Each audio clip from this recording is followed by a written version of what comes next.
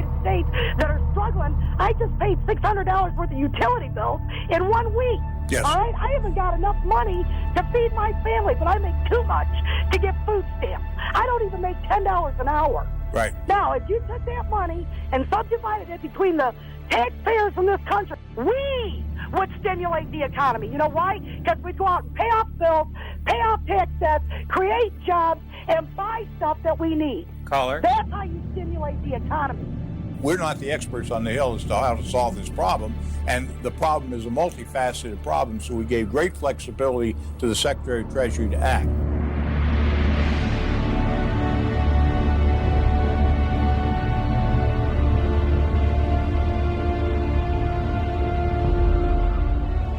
We were having an electronic run on the banks. They decided to close the operation, close down the money accounts. If they had not done that, their estimation was that by 2 o'clock that afternoon, $5.5 trillion would have been drawn out of the money market system of the United States, would have collapsed the entire economy of the United States, and within 24 hours, the world economy would have collapsed. It would have been the end of our economic system and our political system as we know it. September 18th, 2008. You know, a lot of people call it the abyss. We were beyond the abyss. I mean, you have to understand that in the history of the financial world, we never had $786 billion be withdrawn from quote-unquote safe money market accounts. This was about the banks. This was about a withdrawal of maybe $2 trillion and like the world's biggest margin call. And that's why when they made the point, we've got to act and do things quickly, we did. And we had borrowed about $55 trillion. Do you know what $1 trillion is? $1 trillion is one of these, turned on its side, piled dollar upon dollar, until you get a pillar 67,000 miles high. That's nearly 2.5 times around the Earth. As bizarre as Paulson was in a lot of ways, he got it. He got it immediately. And when he called these guys together and said, you know, boys, we got a problem. You know, we're not any geniuses in economics or finance on the Hill. We're representatives of the people. If we don't act quickly, what we could have, financial Armageddon, 25 trillion, 50 trillion, 500 trillion, nobody knew. This market was going south, and as cash was literally flooding out of the system, the bells started hitting. Anybody who labels this as a subprime crisis doesn't really know what they're talking about. The truth is that it's far broader. It's a combination of things. The combination of hubris and greed.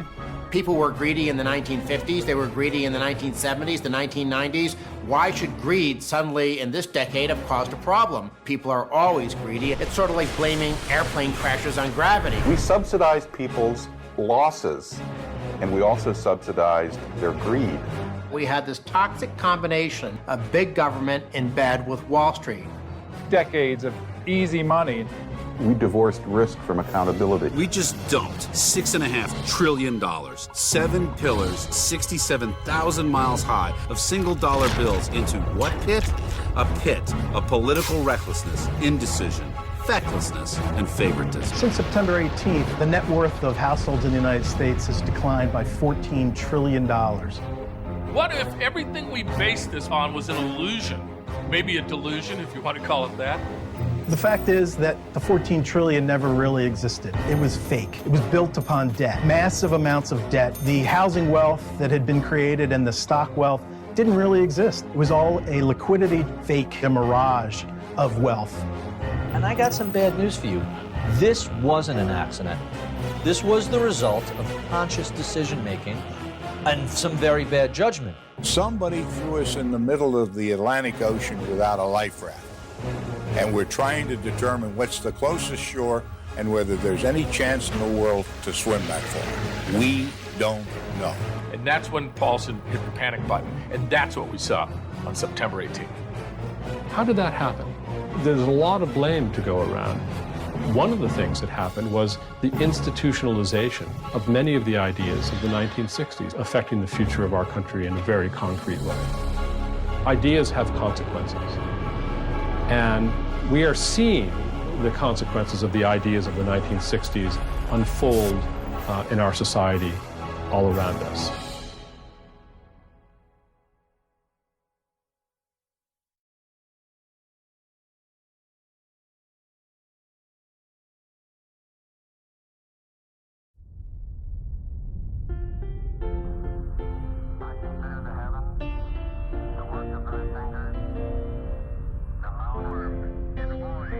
two things happened in the summer of '69 that are indelibly etched in our memories. You had the moon landing on the one hand, and you had Woodstock on the other. In the late 1960s, there were two visions of America deeply in struggle. One had come out of World War II. It was successful. It led the world.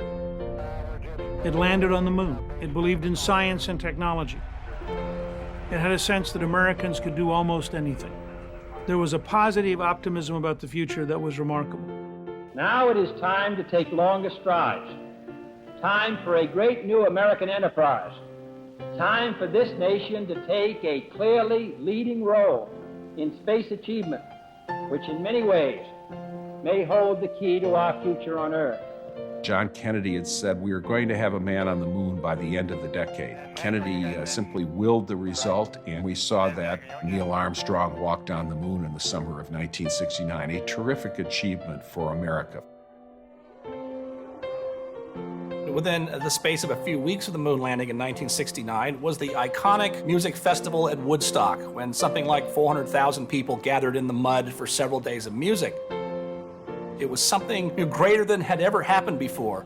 It wasn't just an event, it was now the Woodstock generation.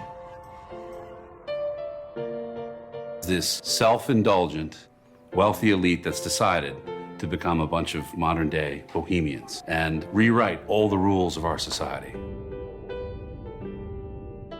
In the aftermath of Woodstock, once again the elite news media rushed in to give it cosmic significance.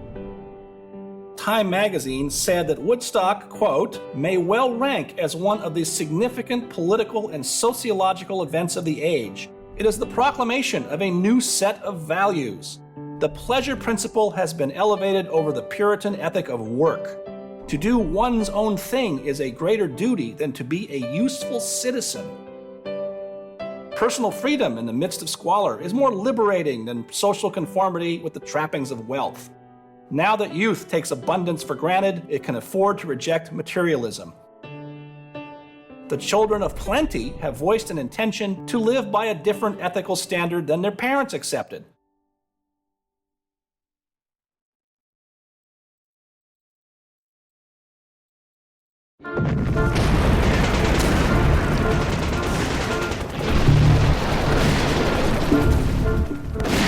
Standing in this same place, a third of a century ago, Franklin Delano Roosevelt addressed the nation ravaged by depression. Our crisis today is in reverse. The 1960s saw the rise of youth culture. America had become so wealthy through its free enterprise system that young people had huge disposable incomes for the first time. All of a sudden, they became the center of the universe. And you had a reversal of what for centuries was a traditional structure of authority, which was that older people knew more than younger people, and they were revered for their wisdom. One of the awful things that happened in the 1960s was the sense, that phrase, you can't trust anybody over 30. What it meant is you can't trust any civilization beyond our present time horizon. And there was a kind of schizophrenia going on in the country. One side was operating on, I'd call, tragic premises, that there were certain limitations to the human experience. We had certain appetites we didn't want to indulge in. We worry about our public name. We worry about our daughter and our son living up to the reputation of our parents, our grandparents. We go to the cemetery. All of these were very pedestrian protocols, and they're easy to caricature, but slowly over time, they create the stuff of civilization. And there was this ongoing therapeutic movement, mostly among young people, that with enough education, with enough good intentions, with enough money, with enough egalitarianism, that the world as we knew it had no limitations, that we could have internal peace, we could have internal beauty, we could have eternal niceness everywhere. Wally, does the story of Pandora have any particular significance for you? You know, her curiosity and doing things she was told not to do? People really misunderstand the 1950s. They think in terms of like June Cleaver and Donna Reed, as if everybody was discriminating against women, forcing them to stay at home. But that isn't it at all. They grew up during the Great Depression. They were surrounded by death, they were surrounded by starvation, they were surrounded by bankruptcies, homelessness. Just to survive, they had to go to a soup kitchen. These same young women, their brothers, their uncles, their fathers were tortured on the Bataan Death March, were slaughtered like fish in a barrel on the beaches of Normandy. They were tremendously traumatized by that. And the main objective is that their kids would never have to go through anything like that again. These are mothers who had suffered their whole lives. They considered a home with a white picket fence to be the dream of a lifetime. They lavished enormous amount of love on their kids. They gave them anything they wanted, gave them all the attention they wanted. So these kids pretty much grew up getting their own way.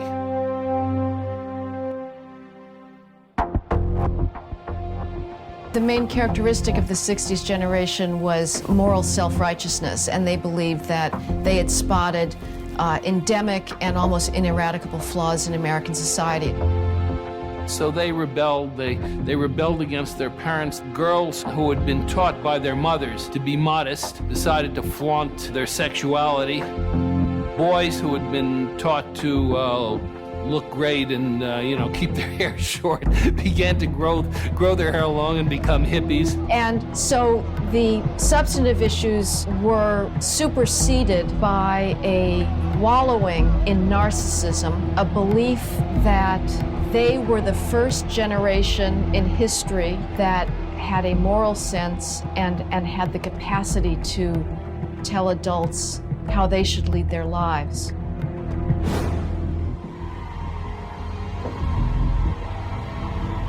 This was a time of incredible radicalism. Our institutions, the educational institutions, the cultural institutions, the moral and social institutions, churches, families, and so on, they really did undergo a kind of transformation, a revolution, if you will. It transformed us inside. The destructive aspects of the culture of narcissism was the idea that you couldn't expect individuals to live up to traditional moral standards. And immediately we lost our connection with the past. It was a betrayal by the elites that's, I wonder if it has any precedent in history when a generation so turned off the light switch of the past. There was another more hardcore radical group that saw the narcissism of the hippies as a diversion. Saul Alinsky, for example, was a radical organizer who had real disdain for the hippies. They didn't have the commitment to raw power. Saul Alinsky's main motto was speak truth to power. And the presumption was that America is a fundamentally racist society, a sexist society, a society committed to inequality, a society that serves only the wealthy. When you look at the Alinsky group, you realize this is a group that it's ultimately about achieving power. All of his techniques and so forth were based on this presumption that he was dealing with an essentially evil society. Saul Alinsky said that the elites had Machiavelli's The Prince. Radicals and the people had Rules for Radicals. Rules for Radicals teaches the dark art of destroying your political adversaries. The reality is that an entire generation of activists took this up. People that were in positions of influence in government recognized the value of the Alinsky method and used it to advance their social agenda, which ended up being very destructive for this country.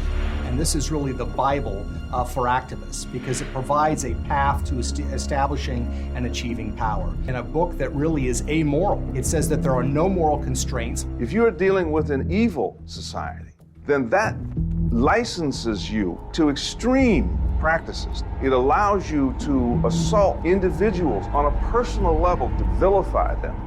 The only way you can change an evil society is to bankrupt that society. Two professors at Columbia University, Cloward and Piven, developed such a strategy called the crisis strategy.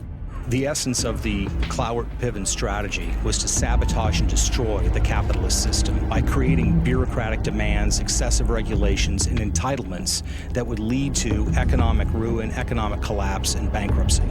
Once you've reached that point of bankruptcy, that society is ripe for revolutionary change. The basic presumption that America is, at its heart, an evil society.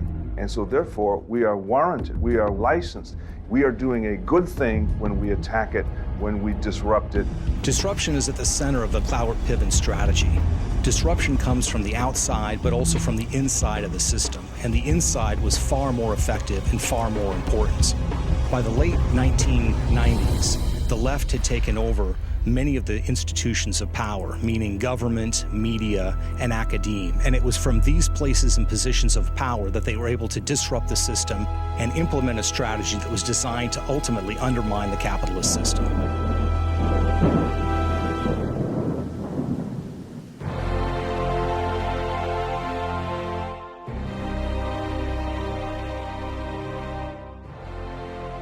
Edmund Burke famously said, society is indeed a contract, but it's a very special one. It's a contract between the dead, the living, and those who are yet to be born.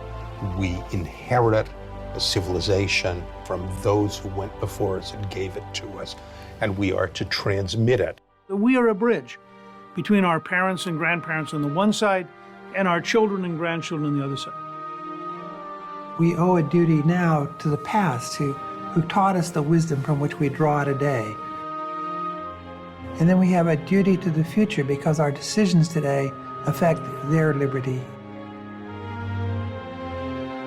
We have to transcend ourselves, and we owe some people who gave us the freedom and the material prosperity who are now dead. The 60s were a revolution that took out our sense of responsibility to the past and our sense of responsibility to the future. And that's why the 60s remain so important and so devastating. When we look at history, we see it naturally divides itself into eras or moods. We call them turnings, which are roughly a generation long. So there's a natural correspondence between these turnings.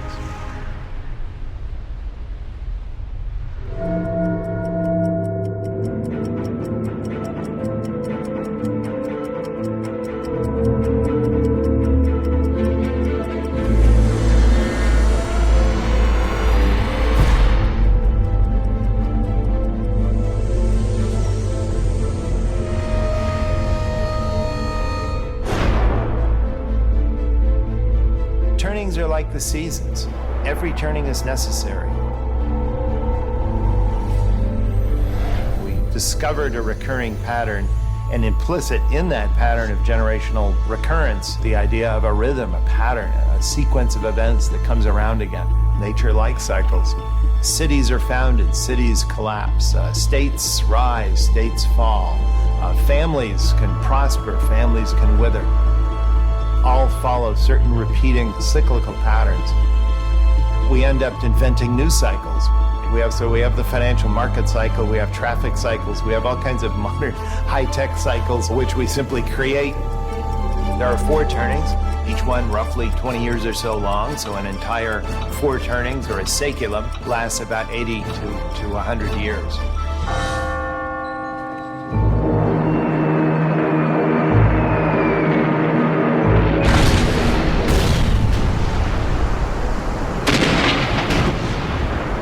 Of turnings that are launched by a so-called crisis war.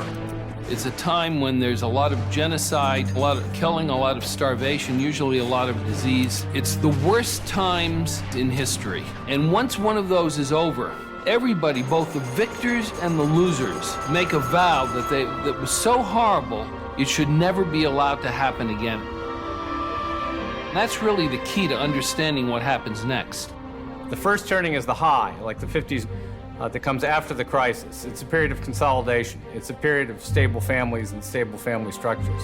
Lots of kids are born, lots of infrastructure is built, but emotional life becomes more or less dead and begins to die out. Baby boomers have no memory of World War II. Their childhood was the American high. Next comes the awakening. The perfect little children of the high, like the boom generation, become young adults. They came of age during that period of rapid social and cultural change when we changed everything about how we felt, how we thought, how we talked, how we dressed. We changed America's feelings about itself, our moral agenda. Suddenly, their emotions break out and all hell breaks loose. This became a generation of great passion, of youth anger, that mark a rise in every age in drug use, teen pregnancy, crime, risk-taking, suicide. Then comes the unraveling. In the awakening, the eternal truths, the verities that are built up in the high, the values, are questioned. That process accelerates during the unraveling, and restraints are broken down in personal life, in economic life, in political life. Unravelings in America have certain common characteristics. They tend to be eras of a lot of economic speculation and more stronger boom and bust cycles. For example, line that up with the 1920s, or go back to the 1850s in America, go back to the 1760s. Consider the 1990s a decade of cynicism and bad manners, and public authority seemed to be pretty weak. You notice repeatedly recurring again these eras that feel very similar.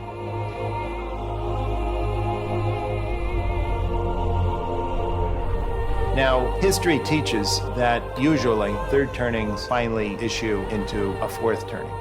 Well, a fourth turning is the crisis. And history shows that if an event doesn't trigger a fourth turning leader will actually encourage one to happen, or one will simply hit us because of all the deferred public decisions that weren't made during the recent third turning. This comes to a head in the fourth turning.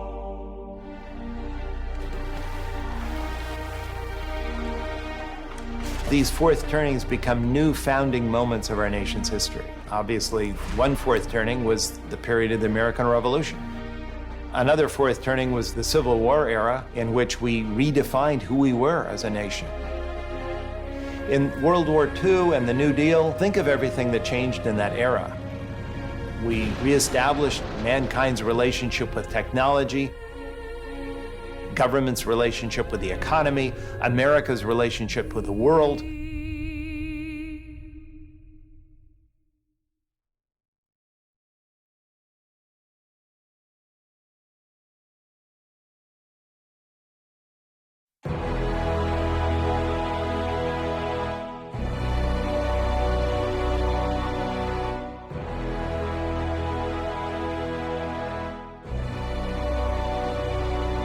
Chesterton said that when men stop believing in God, they don't believe in nothing.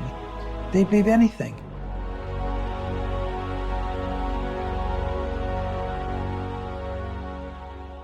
The intense focus on the self led to a sense that the self is really God.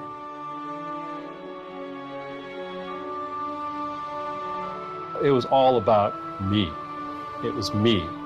I'm the most important person in the universe, and I'm going to satisfy my desires. And you come out with this insipid ethic of self-fulfillment. We got to have all the things that will make us feel good about ourselves, and we can give up all those virtues. That, I think, has been a prescription for disaster. They had forgotten all those work ethic virtues, not just the work, but the virtues that go along with it. A third turning we call an unraveling. In an unraveling, institutions are weak and discredited. People became too self-centered, too convinced that whatever they wanted must be the best thing, not only for them, but for everyone else. Now, how does this get us to the meltdown that we're in right now? Go back to the 1980s and the 1990s, you had this real money culture that developed, this casino capitalism, and people slowly figured out how to game the system, where the house wins the money when it's a winner, but when it's a loser, it becomes someone else's problem. We had what was called conspicuous consumption. The thing about the money culture is you measure all things by money. Their salary was the most important thing about them. An awful lot of people started measuring themselves, measuring their worth by what they could buy, by what they had.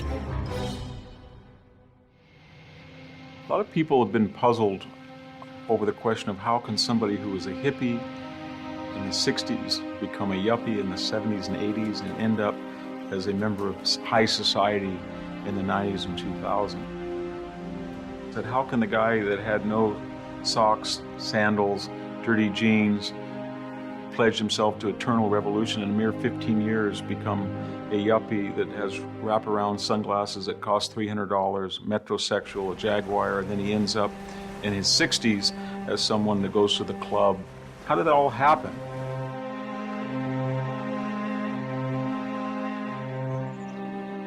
Cultures change. They change because elites come up with ideas that are very powerful and then filter down into the culture through a variety of transmissions. They come through the newspapers, they come through the mainstream pulpits, they come through the universities and then down into the grammar schools. They come through the TV, they come through the movies, they come through the popular music even. It's the most spoiled, self-centered process that we've seen in any 30 or 40-year period in American history. One of the biggest problems that has put us in the situation we're in now, created the financial Armageddon, an unraveling of the U.S. and a change in America's role in the world, is this very, very close and incestuous linkage between the moneyed interests, the Wall Street interests, and people in Washington.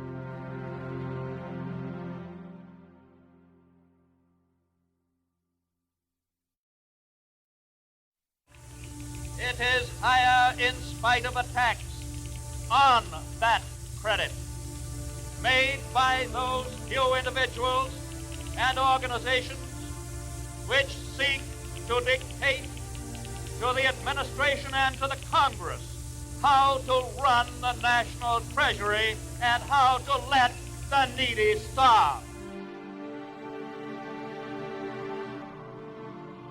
After the Great Depression, there was a narrative that was established about what went wrong and how it got solved. Well, it's all wrong, it turns out. In the 1930s, the government was all the time trying to help people, big plans, and the irony was the forgotten man was the little guy. They were hurting the entrepreneur. The entrepreneur was afraid. Even the Roosevelts knew it. FDR's spending didn't really help the American economy very much. The facts are all different. Then, 37, 38, big setback, the depression within the depression, unemployment goes to 15%, maybe higher, 20%.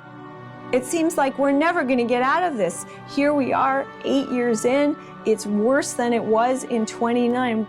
And the duration of the unemployment made the Great Depression in our memory. Who is it that leads recoveries? The person who makes the recovery happen. It's the private sector, it's the little guy. The man who pays, the man who prays, the man who is not thought of, the forgotten man. Now, the problem with getting the narrative wrong is that you actually can't create public policies that solve the problem as a result of that. The conventional narrative is that the economic crisis, the financial crisis, exists because we had massive deregulation of the financial market. The narrative is this: September 18th was when we all became really aware that markets were failing around us. They were failing like crazy. The next thing that we understood is that when markets fail, that means that capitalism has failed. Well, that narrative is wrong, just as the Great Depression narrative was wrong. Reality is we had a marriage of big government and big business. Deregulation is not the problem. We've had a high concentrations of power on Wall Street and in government, which has permitted people to abuse markets.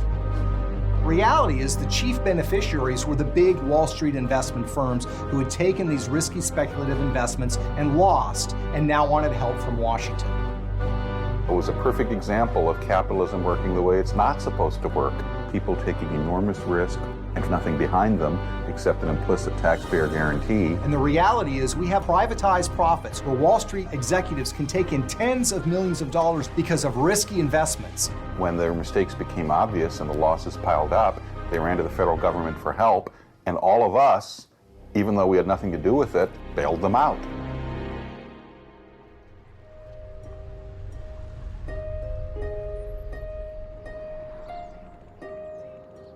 It's really important to understand how incestuous the political system got to be in both parties. Both parties demand the socialization, if you will, the nationalization of risk, and the privatization of profit. Starting really in the period after the Reagan presidency, there really became one political party in the United States, the incumbents.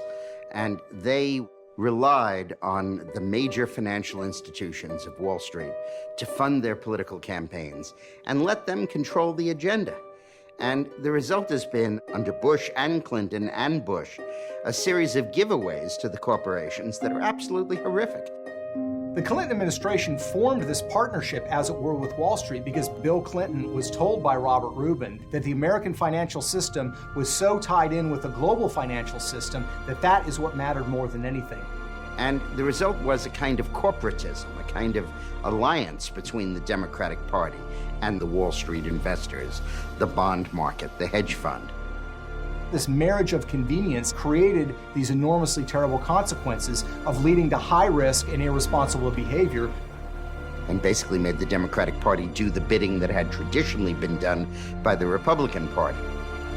So here you have the Clinton administration, which was supporting and encouraging Wall Street behavior, subsidizing, as it were, when they were taking terrible risks. And here you had Wall Street, which had in the past been reliably Republican, suddenly transformed into a Democratic stronghold. So the Democratic Party was now the party of Davos. This is the party of global elites, of billionaires, of financiers who believe that we need to transform American society, fit it into this global economic system. Pure capitalism is about loss and profit. What we have today is a hybrid. We have a capitalism that essentially allows for the privatization of profit. Privatization of profit means that when things go well, I get to accumulate the profits. The profits go to me. I get to keep the home in the Hamptons. I get to keep the private jet.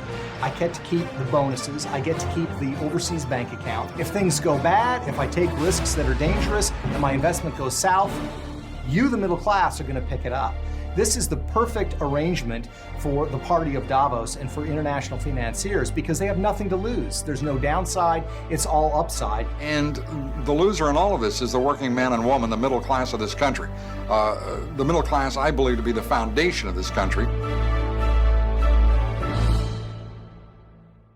Above all, civic spirit, devotion to common purpose, respect for institutions, respect for laws, that's what unravels the most.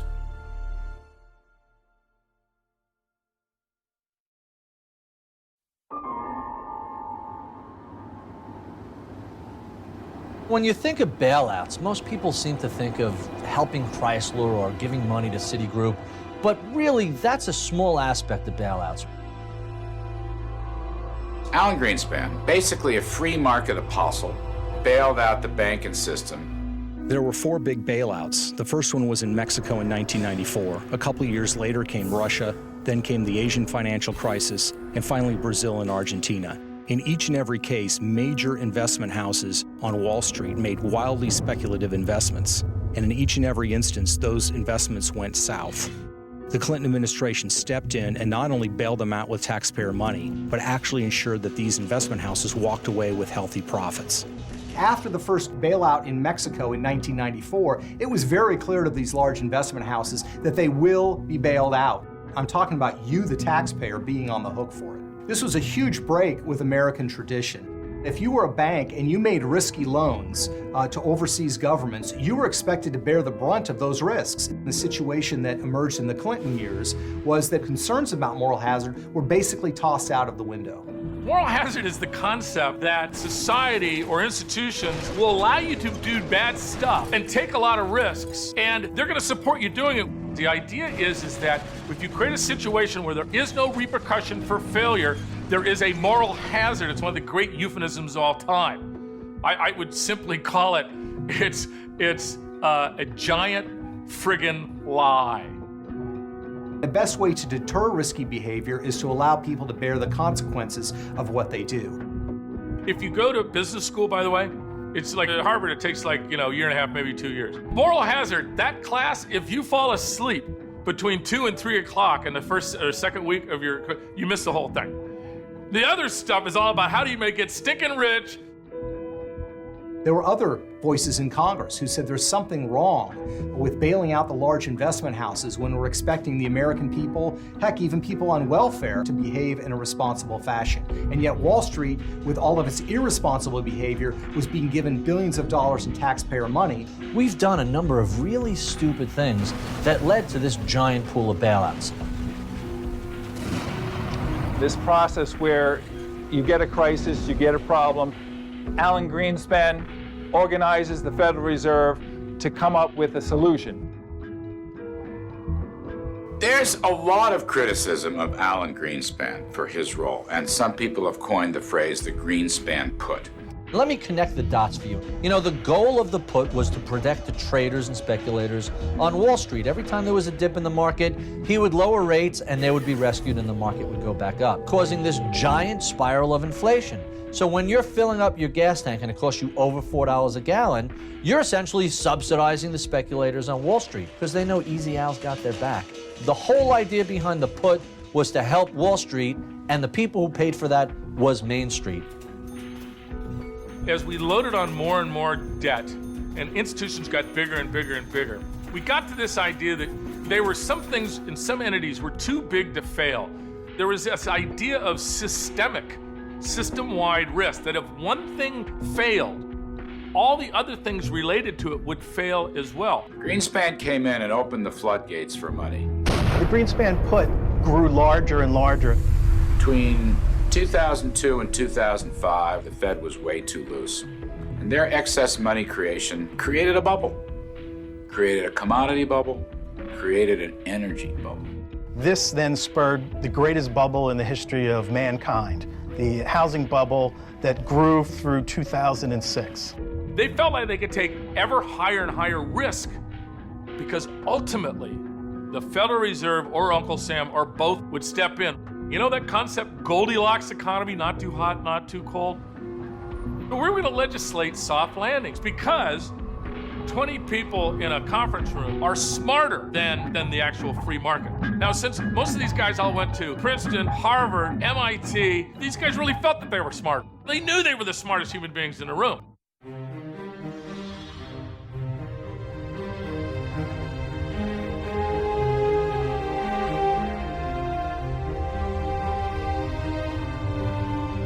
Then a strange thing happened in 1995. If you look at the graph of the Dow Jones Industrial Average, there's actually a sharp corner where the graph goes up, but that was the beginning of the dot-com bubble.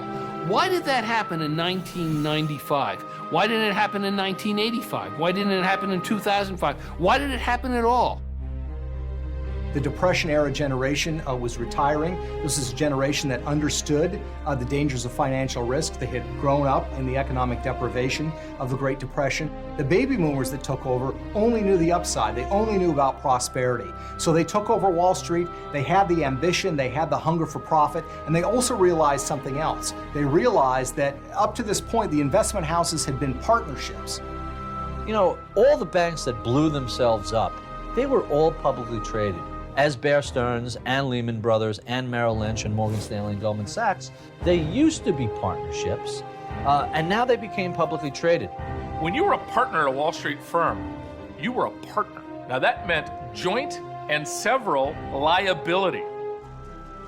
You have complete and total liability for anything that happens. If one of your partners really screws up badly and loses billions of dollars, when you're sued, they go after the partner's assets, and that includes not just their stocks and their bonds and their bank accounts, but their houses and their cars and their boats and their Rolexes. There is no shield. Now, let me tell you, other than, telling your wife that, you've had an affair, I can't think of a more uncomfortable situation than going to the partners and saying, oh, by the way, boys, I lost you $50 or $100 million, which each one of these guys are going to have to write a check out of the checking account. Not only would you be out on your ass, you'd be out of the business because you took a stupid, insane risk, and you did it with other people's money who were sitting around the desk. The old guys in the basement with the green visors, looking at the numbers, making sure that, hey, we're not going to take too much risk because I'm not going to lose my house. Everything was handled in a very fiscally prudent, very conservative basis. That's why when you look in the publicly traded companies, there is no liability on the people who made the decision. So you could wipe out the company, you could send it to zero, but these guys who paid themselves tens of millions of dollars, their houses are safe, their boats are safe, their cars are safe, their wealth is safe. It falls on the shareholders and the taxpayers. That explains it, and that's why this wasn't an accident. And it's a generation that allowed excess, individual excess. And you'd have to say greed. to run rampant throughout our institutions, and particularly at the highest levels of our institutions, as they reach the age of the CEO, of the top manager. And they have led us, late in the third turning, to a very dangerous situation.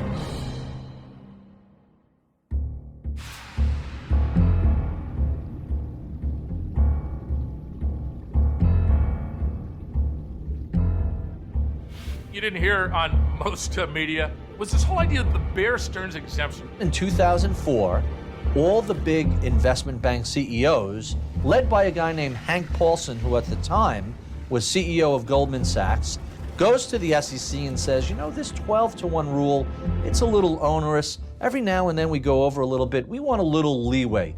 We want a little room to expand that. And the SEC essentially granted what they called the Bear Stearns exemption. It was for Bear Stearns and anyone bigger than that.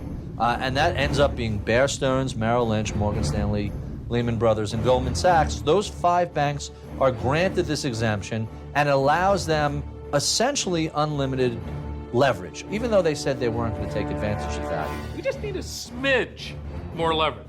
Because we were 10-to-1, we're thinking more like 40-to-1, 40, 50-to-1. But listen, everything will be fine because guess what? We have a risk management system. But what a surprise. They promptly leverage up 25, 30, even as much as 40-to-1 after they're given this exemption. Here's reality. At 40 to 50-to-1 leverage, you're not an investment bank anymore. You are a hedge fund. And not just any hedge fund. You are a rock and roll, take no prisoners, make huge amount of money, huge amount of bonuses, hedge fund. When you're leveraged up 40-to-1, and there's a little trouble, there's no room for error. You lose 5% up 40-to-1 and you're completely wiped out. There's just no room for error. All 5 banks are granted that exemption. And here's the fascinating thing. And then the casino really begins to swing because they go 25, 35, even 40-to-1. Bad things happen. It's not a coincidence that a few short years later, all 5 banks are no longer there. They don't exist, or at least don't exist as they did back then. You had enormous bonuses paid to the senior executives at these banks. And then when the things got really ugly, when the market collapsed, when the credit crisis hit us, when these banks ran into an enormous amount of trouble, they went running to Uncle Sam. Their holdings that are all, laden with toxic assets and bad investments and a lot of subprime stuff, and yet they walked away with these giant bonuses. It's a perverse form of socialism for the wealthy, but capitalism for everybody else. As I look at the great span of American economic and political history, I don't think there's been any other period where the financial and political elite together have so let down the ordinary working man and woman. There is a group of elites trying to simply say there won't be a consequence to bad decisions, bad choices, whether political or economic. 30 million Americans are without work, and millions of people have lost their homes, while our elites have been saved, the consequences mitigated, and their security assured, while millions of people have lost theirs. No one is bothering to keep investing in institutions, is doing what necessary to sustain the precedents and sustain the restraint and harvest the feed corn and resave it and reinvest it in a way which will keep these institutions going for the next generation. That happens through a catastrophe, and we're now in that catastrophe.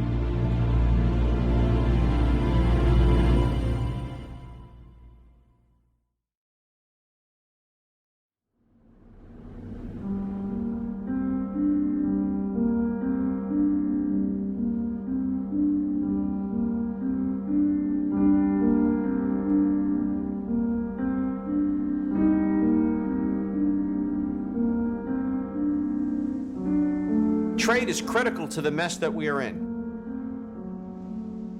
From after the Civil War to the 1960s, America was the world's foundry. We won World War II and World War I essentially by outproducing the Germans and the Japanese. Over the last 30 or 40 years, we've essentially deindustrialized America through a series of trade agreements.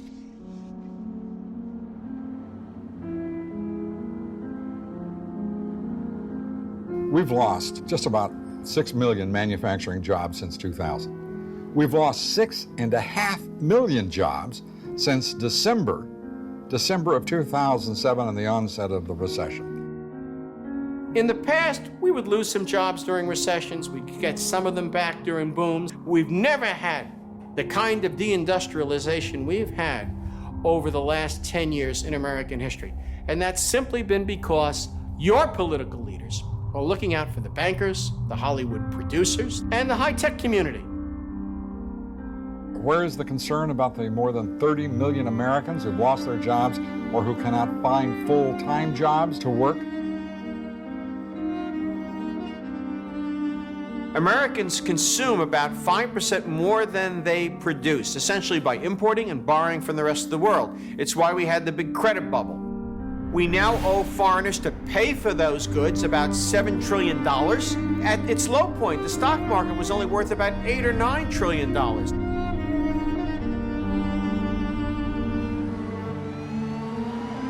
The people who have traditionally represented the American workers, our congressmen, our senators, well, they're more interested in representing vested interest, Wall Street, the U.S. Chamber of Commerce, the Business Roundtable, more than $3 billion a year being spent on lobbying, 435 congressmen, 100 senators, and 1 president. Unless we make things in America, we'll import more than we export to an enormous degree, have to borrow from the rest of the world, and eventually go bankrupt. Over and over again, we have signed bad deals. First with Japan, and now with China, where they export so much more to us than they import. If one wanted to be a free trader, you could not be, because the Chinese have barriers to trade. It's true throughout the entire world. Free trade doesn't truly exist, despite the efforts of the political class in both parties to try to create that illusion. China maintains an undervalued currency to keep its products artificially cheap in the United States. From 2004 to 2008, the trade deficit averaged over $700 billion a year. We now owe the rest of the world $7 trillion. That's an enormous debt. The next time around, we'll owe foreigners enough money that they could simply buy up all the stock of all the publicly traded companies in America. They could buy out America. There are less than 100 million manufacturing and mining jobs in the industrialized West.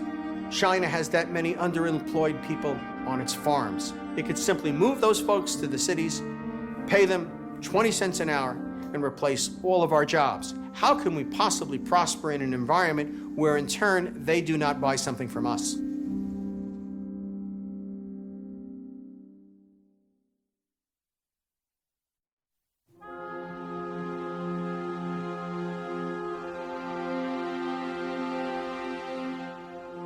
This policy that led to the subprime crisis and so forth came out of the fact that the civil rights movement had claimed that blacks were being redlined. Banks then didn't want to lend money to them. Here is another source of black victimization. Here's another place where this fundamentally racist society is keeping blacks down. Since the mid-60s, white Americans have been in a position where they constantly have to prove that they are not racist. It is that phenomenon of white guilt is what pressures people in the government to say things like, everybody has a right to a house. And unfortunately, capitalism doesn't work that way. In 1977, a group of activists convinced Congress to pass something called the Community Reinvestment Act. What this law did was it gave these activist groups a veto power over banks. The foot soldiers in expanding the Community Reinvestment Act really goes to the activists like Acorn that were committed to having a transformative effect on American society. These activists would go to banks, protest at these banks, and demand that banks loosen their lending standards. And some of the changes in lending standards were incredible. There were demands that income should not be determined anymore simply by holding a steady job, but that you should be able to use unemployment benefits or welfare payments as proof of income. There was even a claim that banks should allow individuals that have more than one Social Security number, who might be illegal immigrants or individuals who have spotty records in terms of employment, to take out loans and mortgages. It encouraged more dependency on government and less independence, less personal responsibility. And what you end up doing is getting exactly the opposite effect of what you want. Saul Alinsky believed that lying could actually be a very effective tool for advancing your cause. In fact, he applauded activists who use lying effectively. You end up where applicants lie on their applications, mortgage lenders lie when they pass that to the underwriters, and then these mortgages are sold as mortgage-backed securities on Wall Street, where oftentimes the credit scores of the individuals involved were lied about as well. So it's a chain of lie after lie after lie, which eventually undermines even the most effective system. In fact, activist groups such as Acorn actually encouraged people to lie on their applications in order to obtain mortgages. This has a very real and profound effect on the economic crisis that we face today. When Bill Clinton became president, he made turbocharging the Community Reinvestment Act one of his priorities. He got the Justice Department to go after mortgage lenders, to say that if these lenders were not making proportionate loans, they could be accused of racism. So this had the effect of corroding lending standards. This is what created the explosion of subprime lending during the Clinton years and the Bush administration years.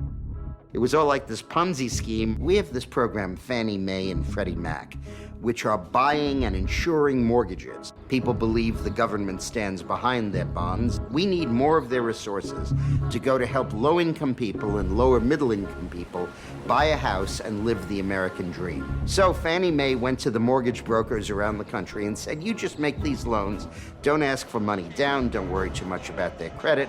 We'll buy the loans from you, and it's our money that's going to be at risk, not your money, and you go out and make new loans. So they did, and boy, they did it with a vengeance. And then you had pizza delivery boys becoming mortgage brokers and luring people into these ridiculous loans. You had senior citizens living on a pension buying $600,000 houses with nothing down. This was spurred by the investment banks on Wall Street trying to generate fees so that they could have these ungodly compensation packages. In 1857, you had the railway shares. In 1929, you had the stock market shares, and also you had foreign bonds. Today, in the 2000s, it was done with mortgage-backed securities and credit default swaps. And they said, okay, why don't you reinsure the mortgage? Give us an insurance policy on top of AIG called a credit default swap. And with that, I can make $10 billion of loans. Rather than telling them how to get social capital, we're going to come up with another gimmick, and it's going to be the people on the Wall Street who come out ahead, filthy rich, and the people that this policy was designed to help are without homes, credit ruined, homes foreclosed on, bankruptcies. $4.5 trillion has been committed by banks to the Community Reinvestment Act since 1977. But roughly $4.2 trillion of that has come in the last 10 years. This has fundamentally undermined the financial banking system in the United States. It means we're talking about an economic meltdown of $800 billion in terms of money that's washed away, that's defaulted on in the name of this grand scheme in social engineering. The black middle class, the Hispanic middle class have been the biggest victims of this financial crisis. There's no doubt about that. We're not just talking about numbers. We're talking about people that are being yanked out of their homes. Now they have terrible credit because they've lost their home, and now their financial future is in peril. So this is the devastation of a community and a devastation of individuals that have been swept up by the tsunami of financial foreclosures. Even the social fabric can tend to unravel during an unraveling. But essentially what you see is a series of problems getting worse and worse. You see solutions being increasingly delayed, and it's only when they become really catastrophic that anybody is ready to do something about them. Fourth turnings always come as a surprise. Fourth turning itself happens with what we call a trigger. This is the trigger that lets loose a chain of events which pushes society in a new mood in a fundamentally different direction.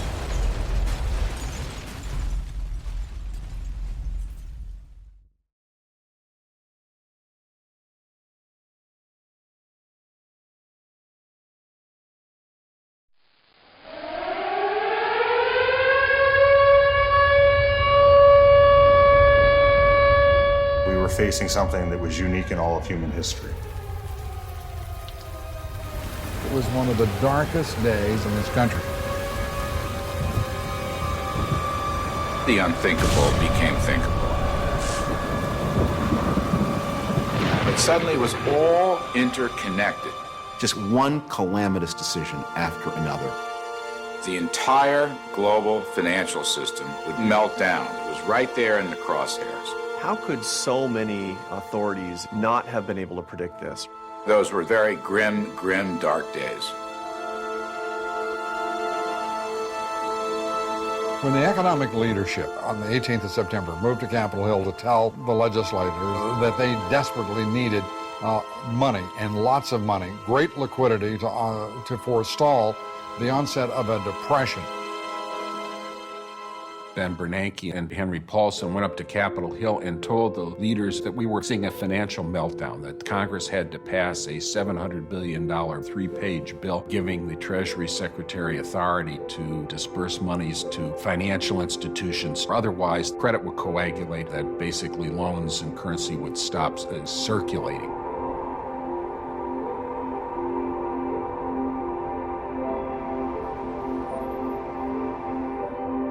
In this crisis, the one thing that everybody who had any sense knew is we had to do something. I mean, that's always the case with a crisis. If it's a crisis, throw money at it as fast as you can and hope it goes away. This, in many ways, was the philosophical basis of the Wall Street bailout. The politicians, the bureaucrats, the experts in Washington were panicking. Those who should have been leading instead were sucking on their thumbs in dark corners. People were sticking their dollars inside of mattresses. That's when you know you've got a crisis. In fact, there was a cancer in the system all along, and it was because of poor government policy. They made bets on bets. They made bets on the bets of the bets that they'd previously made, and they did it with a kind of blithe disregard of consequences. It was because of social engineering that was shot through the entire economic system. Well, this thing came due, and they act as if they're victims and they need some sort of a bailout. They were deadbeats, just like the people who walked away from their mortgages. We've lived through a period of bad decision-making by leaders of American finance and business on a scale never before seen in any business culture ever.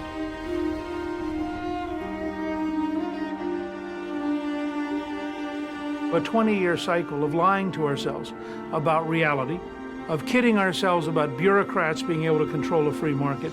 Squander wealth at a rate unimaginable at any period in our history, and I'm talking about in any century and any decade. It is a decade of absolute shame.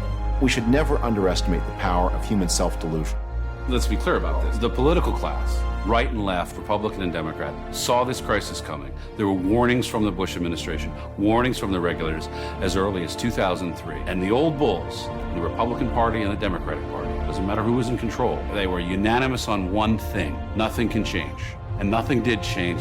The time had come to begin to figure out how to reorganize and how to go through a very difficult and very painful process of getting rid of bad debt, getting rid of companies that were bankrupt, getting rid of management that had failed. And in the end, the Goldman Sachs Secretary of the Treasury and the Princeton intellectual head of the Federal Reserve couldn't bring themselves to that level of change. They decided to find who to pin the blame on, rather than accept it themselves, the people who caused it, the political class. There is a group of elites trying to simply say there won't be a consequence to bad decisions, bad choices, whether political or economic.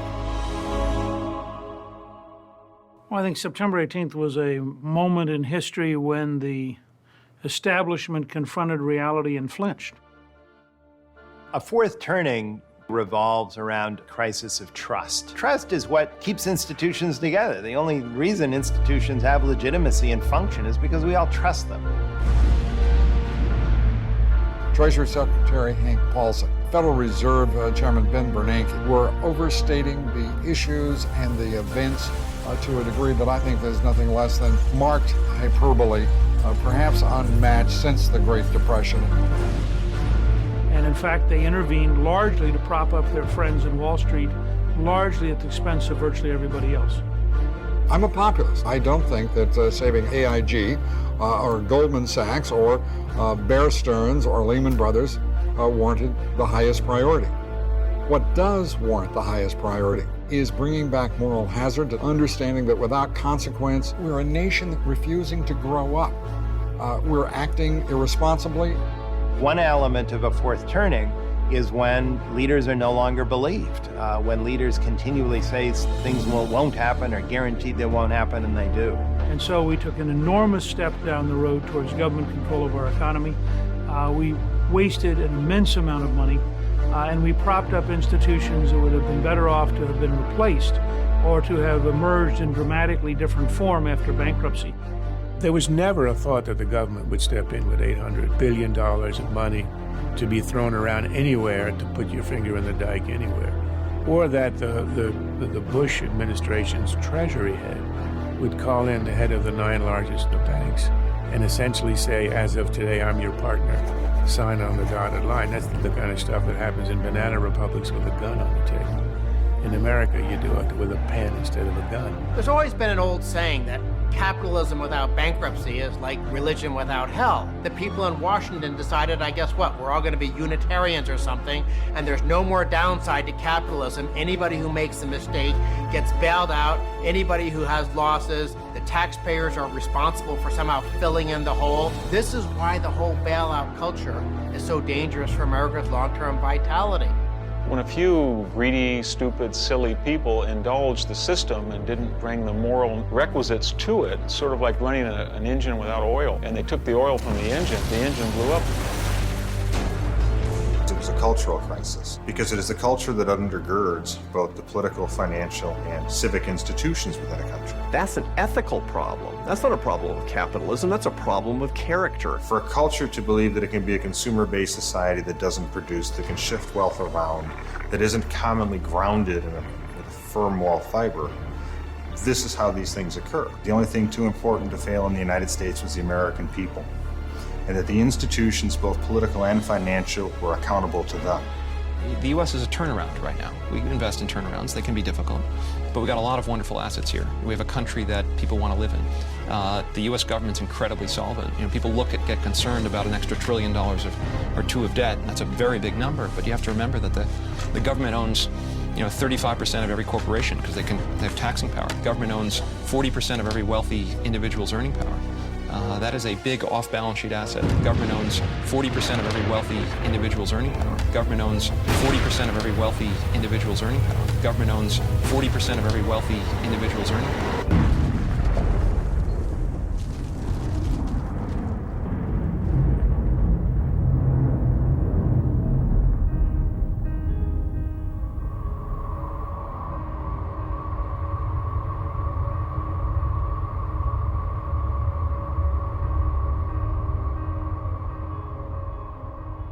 The question often arises as to whether the federal government is bankrupt.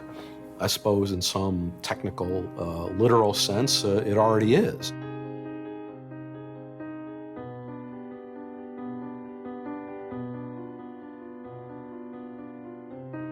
Country's been around for over 200 years, and in that period of time, we accumulated $5 trillion worth of debt. Stop and think about 2 centuries and change to get to $5 trillion. Since then, we've doubled it. The unfunded liability of Social Security and Medicare is over $100 trillion. We have stands right now, a $12 trillion national debt, over $7 trillion in external debt or trade debt, almost $2 trillion federal budget deficit.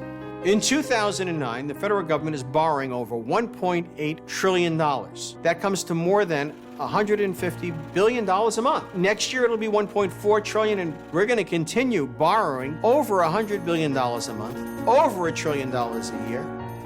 It doesn't take a PhD in economics to think that you can run $1 trillion, $2 trillion, $5 trillion, $10 trillion of debt. These numbers are simply incomprehensible. They're so large. People have a hard time conceptualizing what $1 trillion is. You live to be 72 years old. You will have lived about 2 billion seconds. In order to get to $1 trillion, you would have to live to be over 31,500 years to be 1 trillion seconds old. The fiscal crunch can be dated fairly precisely. It's the year 2011. That is the year the first baby boomer turns 65 and qualifies for Medicare benefits. The iceberg under the surface, I'm talking about the liabilities in the form of promises that we have made to people, particularly younger people today, that we will be able to pay them their Social Security, their pensions, and their health care for the rest of their lives, strongly subsidized by government, when we haven't the slightest ability to sustain and underwrite that funding without massive borrowing far beyond, orders of magnitude beyond what we can afford.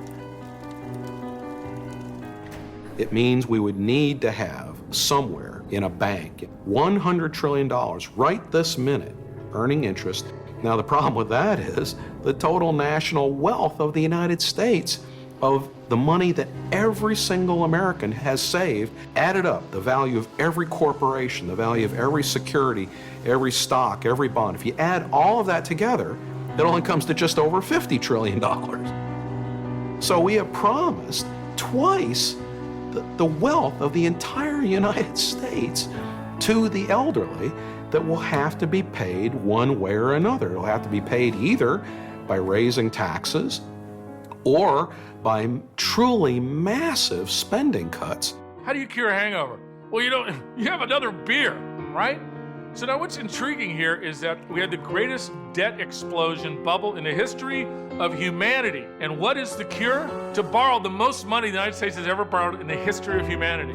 Now, if that sounds a little illogical to you, for the guys in rehab, it makes a lot of sense. The way you cure a hangover is pop another beer and, have a shot of whiskey. But those guys usually don't get out of rehab. That's the problem. In the summer of 2009, we had these tea parties, right? These were hundreds of thousands of people so angry, so upset about the healthcare plan, but really it wasn't just that. It was about spending out of control.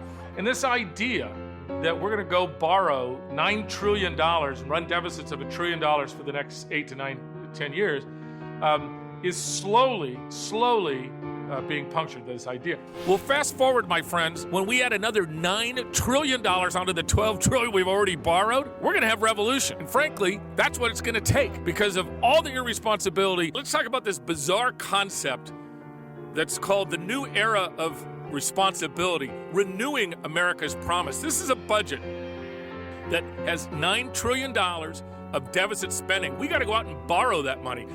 The interest we already pay today, $400 billion of interest, and that's at the historically low interest rates. Let's go to now $20 trillion or $21 trillion of borrowed money. And let's use a 5% interest rate, which would be a historical number. We would be paying more than $1 trillion, ladies and gentlemen, $1 trillion in interest. We wouldn't be paying down the debt. We would just simply be like the consumer at home who only pays a minimum on their credit card. That's what we're talking about, and that begins what I'm calling the financial death spiral. One way or another, someone has to buy all that paper. If no one's there to buy it, then either we have to go to the Chinese and ask them to buy it, or the Federal Reserve has to print money. The money supply has tripled since October of 2008. Tripled. They have printed more money than has ever been printed in the entire 225-year history of the United States put together. It's gone from $800 billion to over $2.5 trillion. You ain't seen nothing yet.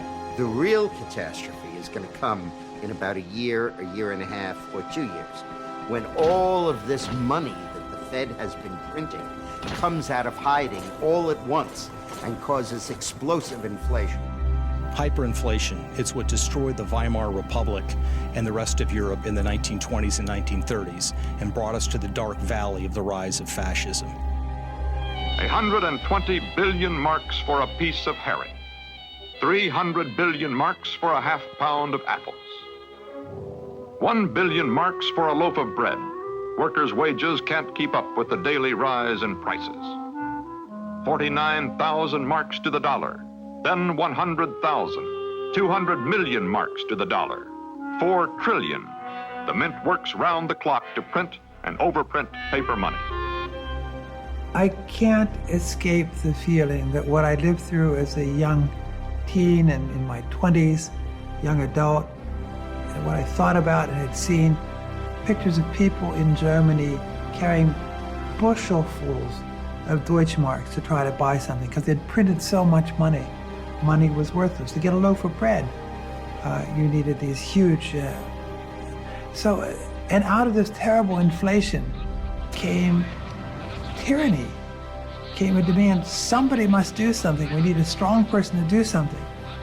And I have a dreadful feeling that's where we're coming to. What's developed in America today is really the worst of both worlds. We have big government and we have big finance and big business that have merged and have become joined at the hip. And as much as either one wants to complain about the other, they both have the same common agenda. Big business doesn't believe in capitalism. They believe in protecting their own institutional investments and their own institutional bottom lines. And big government doesn't dislike big business. They love big business because big business can serve their own social agenda and their own ends. So we have a system today where elites are joined together and have the ability to transform or direct American society to almost any direction that they want to take it. And when you get into a crisis era, literally anything can happen. The restraints come down. These are the areas of revolutions. These are the eras of reigns of terror, such as happened in France in the 1790s, or such as happened in the Soviet Union during the Russian Revolution and the Civil War. This is probably at the core of the biggest crisis that we will have to overcome in this coming fourth turning. There will be geopolitical dimensions to it. If the United States becomes financially unable to project its influence in the world and through military and other strengths protect its friends and allies in its own interest, then I think the consequences will be a lot more devastating than simply loss of financial clout, because other countries will be in a position to take advantage of us. We will not be able to finance the necessary military response. The focus of our fourth turning, the mismatch between what we as individuals think we have been promised by government and what we are living our lives, in a sense, expecting to get. This mismatch will come to a head. Politically, I think we will grow weaker, and others will see that and try and take advantage of that as well. So what's the solution to all this? Very simple, a four-letter word. Stop. S-T-O-P. Stop. Stop spending this kind of money. Stop over-regulating the economy. Stop taking over healthcare and running it out of the federal government. Stop trying to manipulate the banking systems. Obama has a view of social justice in America which would move us to a place far different from where we are now, much more towards a European model. He's outlined very boldly, very unapologetically, very openly what his agenda is. Changing education, changing healthcare, changing our energy system, or basically changing the commanding heights of the U.S. economy, and putting us on a path where the government will be far more involved in our daily life than ever before. And the party of incumbents will rally around the financiers and protect them. And you'll be right back with the kind of crisis that happened in Wall Street that almost destroyed this country. No one should underestimate where we are today. We have no evidence yet that we have found our way out of a period of great economic difficulty. The most you can say is that the period of decline has slowed. There's no sign at all of the kind of rebound that would enable you to say we've recovered. We may get some economic growth. It's frankly almost impossible to spend as much money as the Obama administration is spending and not get something happening. The American people are outraged even if the elites aren't. And the elites can't be outraged because they're in the fix. But the average American understands what's going on. The moral outrage that we saw at this very overt act of expropriation and generation of wealth upward to the elite from the working, hard-working people, tax-paying people, that sense of outrage remains. The average American is going to pay higher taxes while having lower wages and fewer jobs in order to subsidize the very wealthy who have been, in fact, ripping off the system. How do you take a structure of governance that has the political and financial elites too big to fail, and the American people only big enough to keep paying? It is as if the American people now face a political and financial Frankenstein that has to be fed with their money to keep away from the door, lest they be devoured. This requires some very, very tough thinking.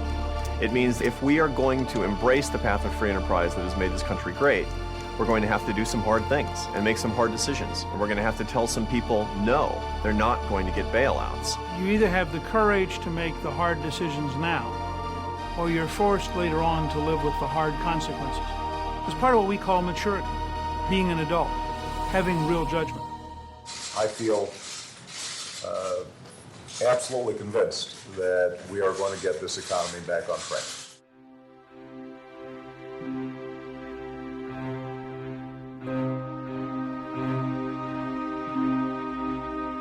There is a lack of quality in our leadership, in every aspect, in every role, in every part of our public life. But the real crisis in leadership begins in the homes and the households of this country.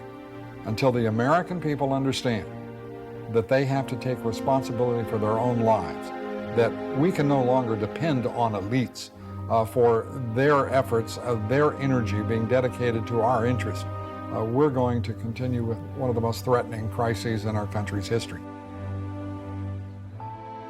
The problem that we face is one of national character right now. We have traditionally thought of the American way of life as one in which we enjoy a huge amount of thriving and prosperity, but furthermore, we engage in a system of free enterprise and prosperity and opportunity that we pass on to our children that means that they're going to have at least as much opportunity as we ever had. Well, what we're doing right now in response to this crisis is completely contrary to that. Our political class is telling us that what we need to do to save ourselves is to mortgage the future of our country and the future of our children. That's a change in our national character and a change in our national culture. That's a very, very extreme thing to do. The forgotten man in the 1930s was the little guy who didn't happen to be in the program from the government, the small business who didn't happen to fall into one of the favored groups of the New Deal, the little business who's struggling and waiting for the government experiment and the recession to end. The forgotten man today is our children and grandchildren, because we're taking the money and we're leaving them with the debt. The grandparents are robbing the grandchildren. We're loading the debt on their shoulders and telling ourselves a little bedtime story that'll be all okay.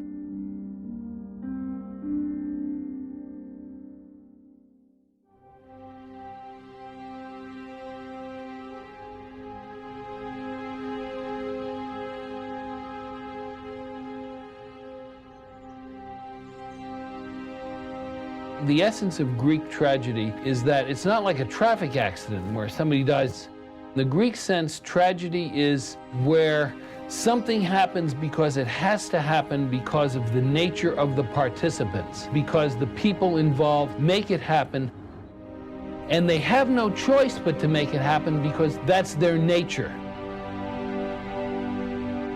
That's what's happened in this case. We have these mothers who raised their kids in the 1950s, determined to make sure that their kids and grandkids would never have to suffer like they did during the Great Depression and World War II.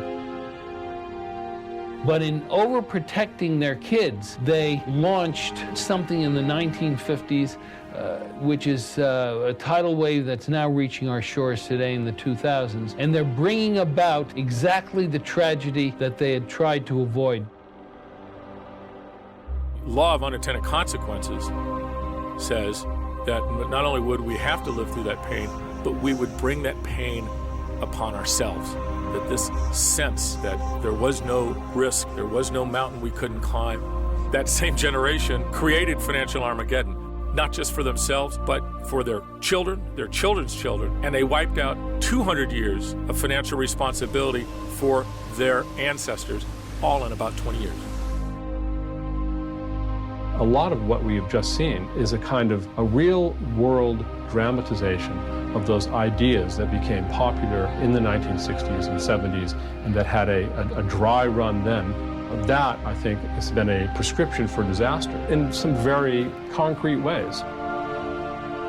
Take, for example, the financial crisis. What we have just seen with the irresponsible lending by banks and the irresponsible leveraging by many hedge funds is an abdication of responsibility. It was irresponsible of the banks to lend to people who had no assets, no income, no job, no credit history.